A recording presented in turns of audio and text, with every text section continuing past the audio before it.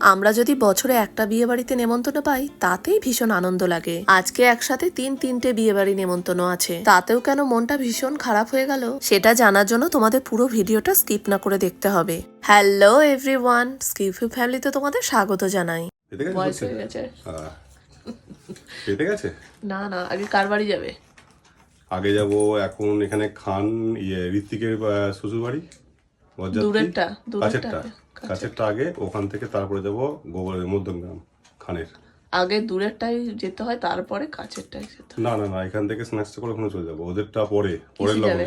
আলাদা গাড়িতে? আলাদা গাড়িতে। ঠিক আছে, এসো সাবধানে। আর তোমরা সকাল সকাল চলে এসো খেয়ে তাহলে। ঠিক আছে। এই ইয়েলো কালারের পাঞ্জাবিটা বর্মশাই বন্ধুর বিয়ে উপলক্ষে কিনেছে। এখানে এক বন্ধুর বিয়ে অ্যাটেন্ড করবে, তারপরে আরেক বন্ধুর বরযাত্রী হয়ে কলকাতায় রওনা দেবে, তাই আর দেরি না করে বেরিয়ে পড়লো। এটা হচ্ছে আমার সোনার বিয়ে বাড়ি যাওয়ার জন্য ড্রেস, আর এটা হচ্ছে আমার বিয়ে বাড়ির শাড়ি। আজ ঠিক করেছি মা আর মেয়ে একই কালারের ড্রেস পরবো, তার সাথে ম্যাচ করে নিয়ে নিলাম চুড়ি আর গলার কানের সেট। বর্মশাই বেরিয়ে যাওয়ার পর কিছুক্ষণ চুপ করে বসেছিলাম জানো, একবার ভাবছিলাম যাবো কিনা যাবো না। পাড়ার মেয়ের বিয়ে না গেলে আবার খারাপ দেখায়। বিয়ের অনুষ্ঠানটা হচ্ছে আমাদের বাড়ি থেকে একটু দূরে ধর্মশালায়। যাওয়াটা যেমন তেমন, আসাটা আবার একটু বিয়ে দেখে খাওয়া দাওয়া সেরে আস্তে আস্তে অনেকটাই রাত হয়ে যাবে, তাই এটা আবার একটা চিন্তার ব্যাপার। রাত্রিরে তো আগে কখনো একা একা অনুষ্ঠান বাড়ি অ্যাটেন্ড করিনি, তাই একা যেতে হবে ভেবে মনটা ভীষণ খারাপ লাগছে। আমাদের বিয়ে হওয়ার পর যতগুলো বিয়ে বাড়ি গেছি ততগুলোতেই বর্মশাই সঙ্গে ছিল। বিয়ের এই এতগুলো বছরে আজ এই প্রথমবার সোনা আর আমি একা একা বিয়ে বাড়ি যাবো। গিফটটাও কিনে দিয়ে গেছে জানো, যাতে আমি আর সোনা বিয়ে বাড়ি যাই। তাই অনেক কিছু ভাবার পর গিয়ে 9:30টার সময় রেডি হলাম। অনেকদিন বাদে জানো এই শাড়িটা পরলাম। 2 বছর আগে দুর্গাপুজোর সময় এই শাড়িটা কিনেছিলাম, তখন পরেছিলাম, আর আজকে আবার পরলাম। এই দেখো আমার সোনাও রেডি হয়ে গেছে।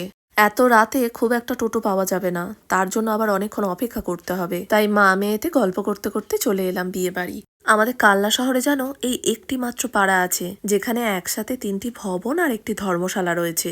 12 মাসই যে কোনো অনুষ্ঠানেই এগুলোতে ভাড়া দেওয়া হয়। এই দেখো নতুন বর বেচারাকে শালিরা গেটে আটকে দিয়েছে, ঢুকতে দেবে না। আগে শালিদের পাপ্বনি দিতে হবে, তারপরে ভেতরে যাওয়া যাবে।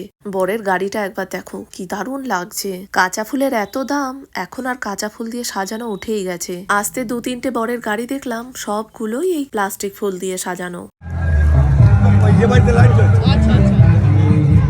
চলো বিয়ে বাড়ি চলে এসেছি।